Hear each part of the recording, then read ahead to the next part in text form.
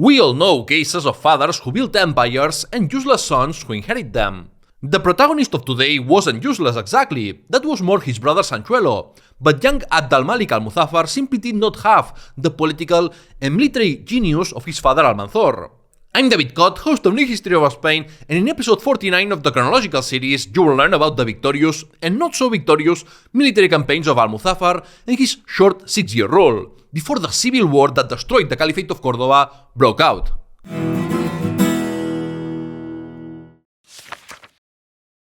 Al-Malik al-Muzaffar's rise to power.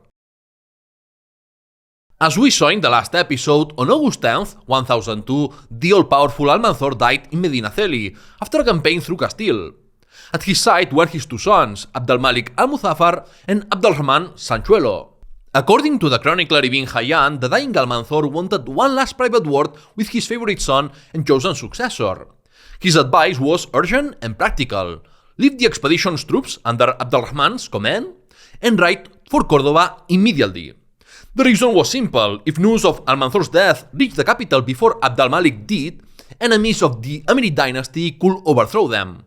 And Almanzor knew they had many enemies.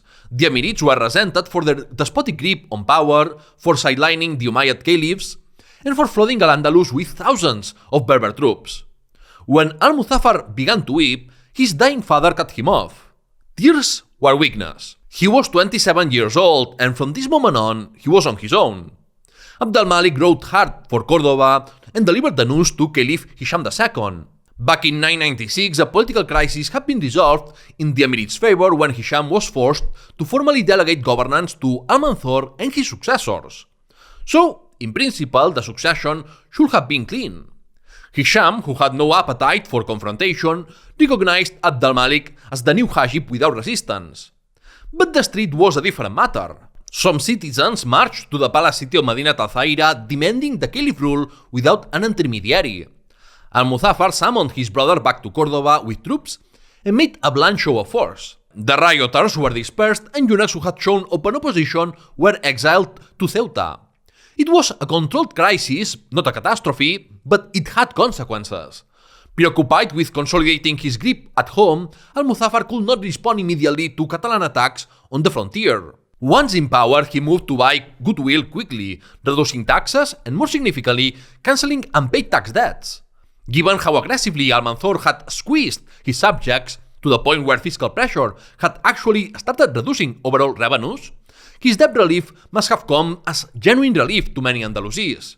In the Maghreb, Umayyad territories remained quiet throughout his rule. Early in his tenure, Al-Muzaffar also authorized the migration of Zawi ibn Ziri and his followers to al-Andalus, a decision that would have lasting consequences, as they would soon found the Taifa kingdom of Granada. Coin minting in gold and silver dropped noticeably under Al-Muzaffar, hinting at either economic strain in al-Andalus or disruptions in Africa's metal supply. The foundations his father had built were holding, but they were not as solid as they looked. Conspiracies Against Al-Muzaffar. Within months of taking power, Al-Muzaffar was already the target of a murder plot.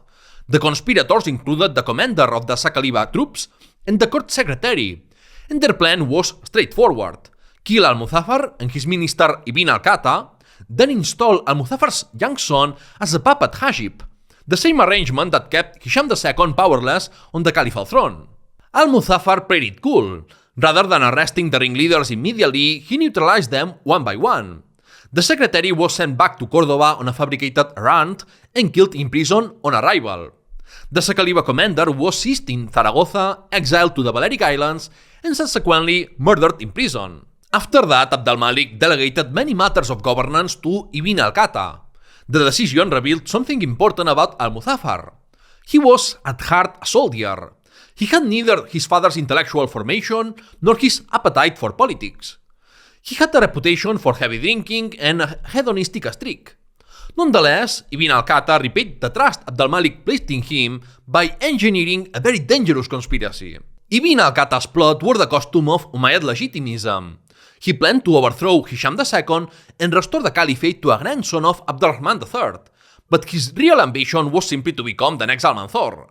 The plan was to lure Al-Muzaffar and his brother Sanchuelo to a party at Ibn al-Qatta's estate and have them killed on arrival, but it reached Al-Muzaffar's ears in time. Al-Dalfa, al-Malik's mother, who had a sharp political sense, had already warned her son that the minister was sowing division and conspiring, and she managed to open his eyes. In 1006, he had Ibn al-Qatta killed, the Umayyad pretender arrested, and in what was becoming a pattern, died in prison shortly after.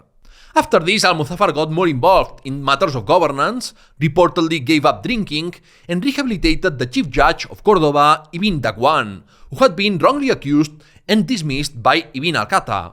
He had learned the hard way what happened when someone else held the pen. The Battle of Albesa and the Campaign of Montmagastre. When word spread that the relentless Almanzor was dead, the Christian rulers of the north felt something they hadn't felt in years: hope. In the kingdom of León there was some reluctance to remain obedient, and Al-Muzaffar responded by dispatching a frontier army to put pressure on the region.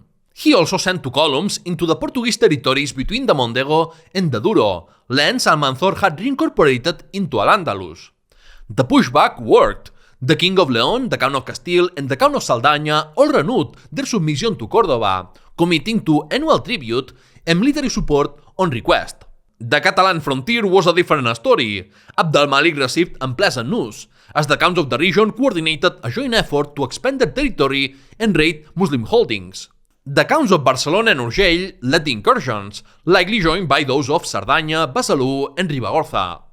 Count Isaan of Ribagorza pushed deep into Muslim territory and died in the campaign, leaving a succession crisis in his domains. The coalition was ultimately stopped at Albesa, a few kilometers north of Lleida, on February 25, 1003. The engagement was inconclusive, but the counts had broken the peace and Al-Muzaffar had to respond. His first campaign as Hajib launched in the summer of that year. The expedition brought together roughly 5,000 Berbers and Sacaliba, alongside Castilian contingents under Sancho García, and Leonese forces under García Gómez of Saldaña.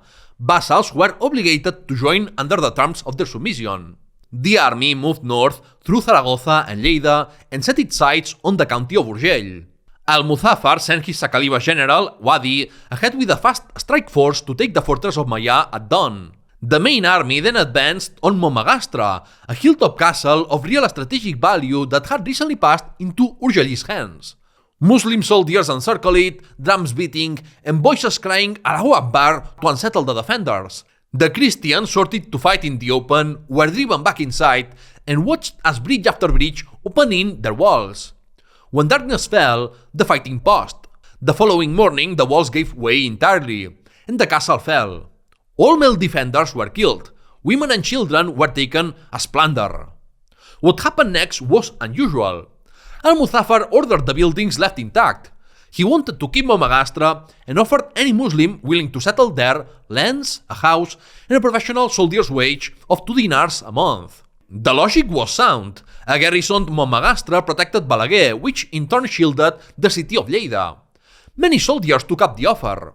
But the arrangement depended entirely on money continuing to flow from Córdoba, and when the civil war came, the flow stopped.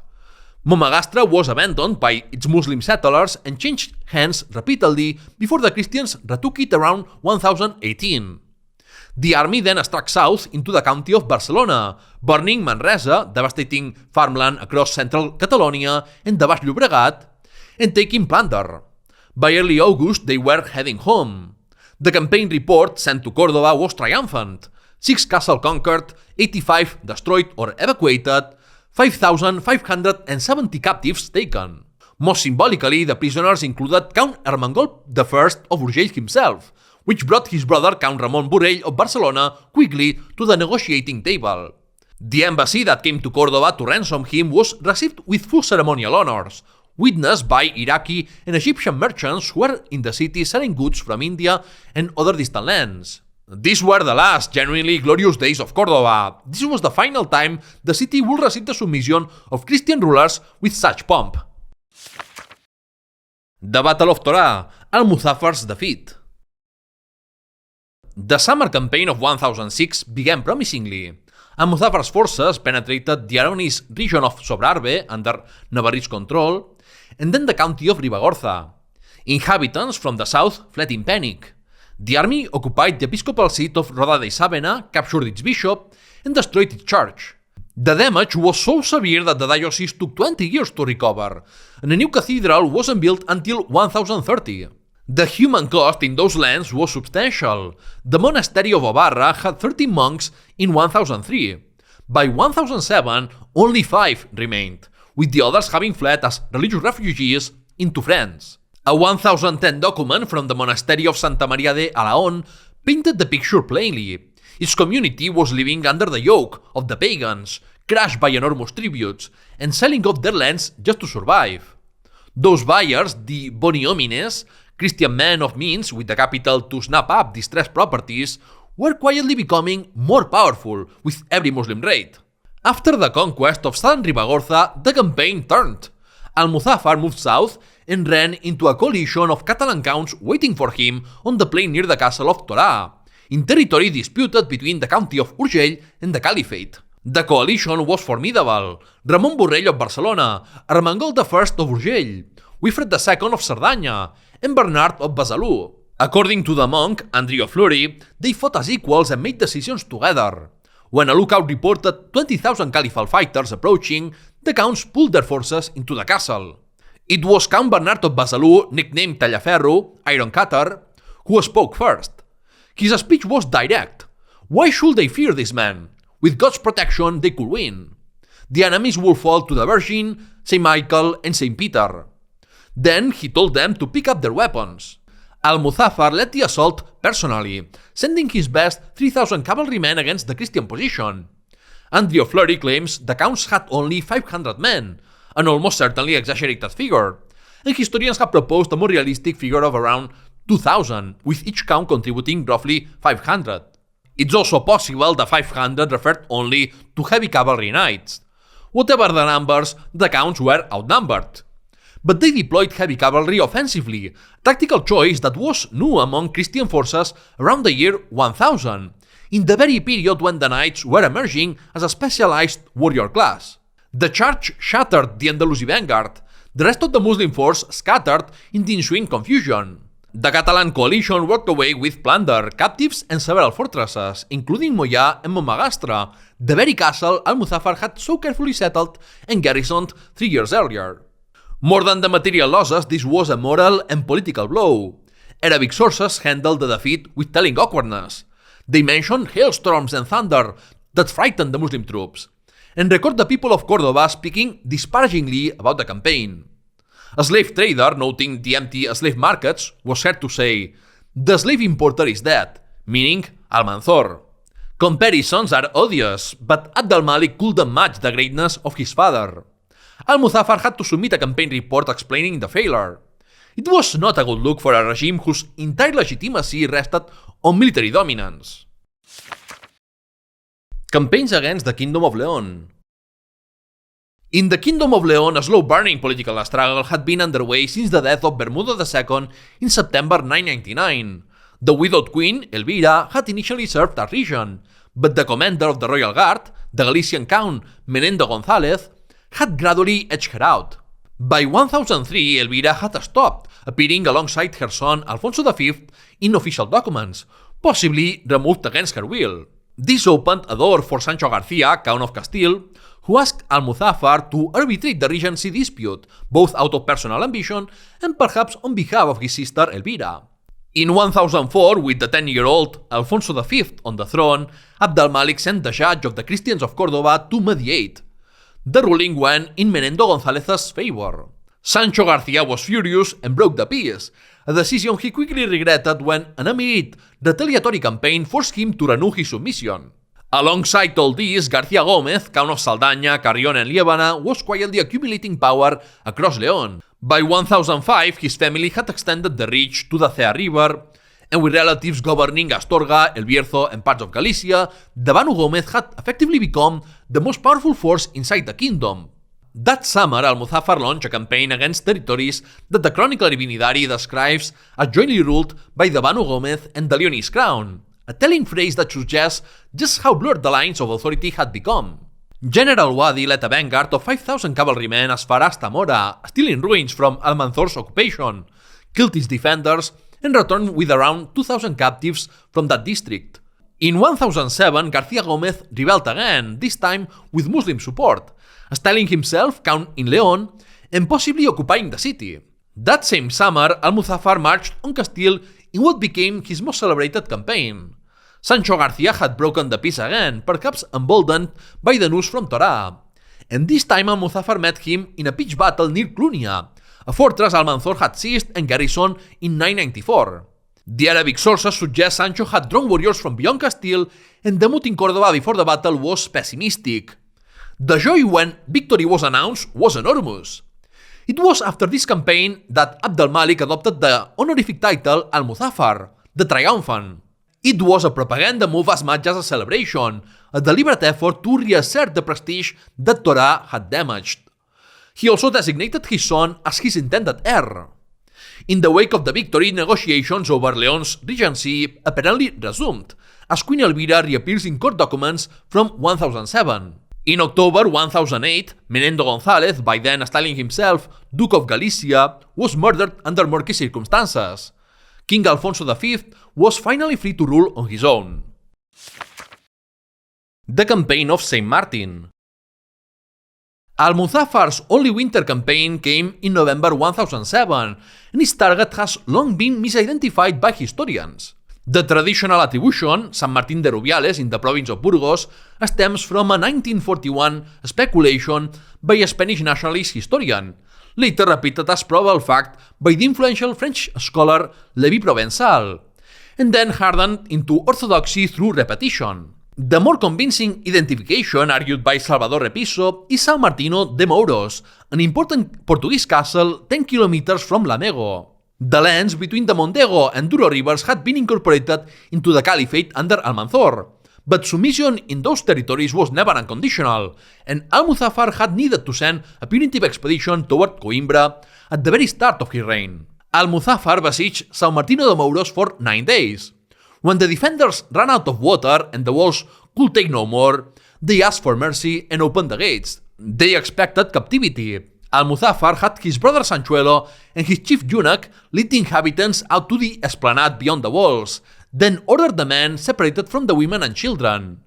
Every man was executed. The women and children were distributed among the Berber cavalrymen and frontier soldiers who had taken part in the campaign. The slave markets in Córdoba were not performing as well as they used to, so they could have used those male slaves. But Al-Muzaffar wanted to send a clear message: rebellion had a price. The death of Al-Muzaffar. In the summer of 1008, Al-Muzaffar stopped at Medinaceli, too ill to continue his expedition into Castile. Most of the volunteer troops deserted. The campaign was over before it started, and he returned to Córdoba in mid-September. It would have been reasonable to rest. Instead, barely recovered, he began organizing another campaign almost immediately. He understood better than anyone what could happen if he stopped producing victories for Islam. The Amirid regime could fall. On the dawn of October 19th, he rode out of Córdoba again. By mid-morning, he knew something was wrong. The symptoms were back, worse than before. He pressed on anyway, hoping movement would help. It didn't. By the time the army made camp that evening, he could barely breathe. There was a tightness in his chest, something closing around his throat. The troops were unhappy about the halt. The next morning, the chief judge, Ibn Dagwan, received word of the Hajib's condition and sent instructions: bring him back to Medinat al-Zaira by litter. The campaign was cancelled. His servants lifted al-Malik al-Muzaffar onto a stretcher, but he died en route on October 20th, 1008, near a monastery outside Córdoba. He was 33 years old. The rumors started almost immediately. al-Rahman Sanchuelo had poisoned him, people said. It was the kind of a story that attached itself naturally to the brother who stood to gain the most and who would soon become one of the most despised figures in the history of al-Andalus. But there is no real evidence. Ibn Idari noted that Al-Muzaffar had been suffering from chronic illness since at least February of that year. If he was already ill, it made little sense to poison him, and no enmity between the two brothers was observed during Al-Muzaffar's lifetime. His mother, Aldalfa, however, believed it, or chose to believe it. She acted accordingly, with a cold fury that would shape the events to come. Sometimes the truth of what happened matters less than what the people who love the dead decide to do with their grief.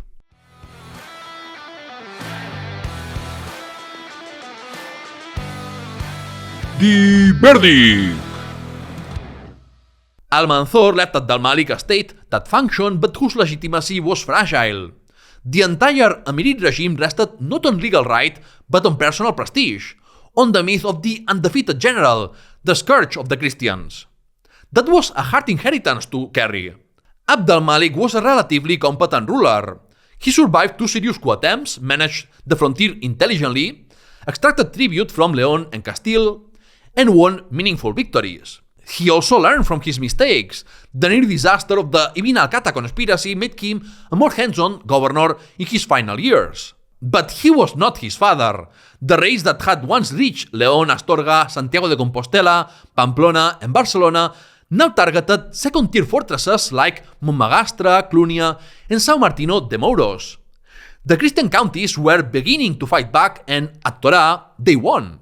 The signs of exhaustion were real, and some of them had already appeared before Almanzor died.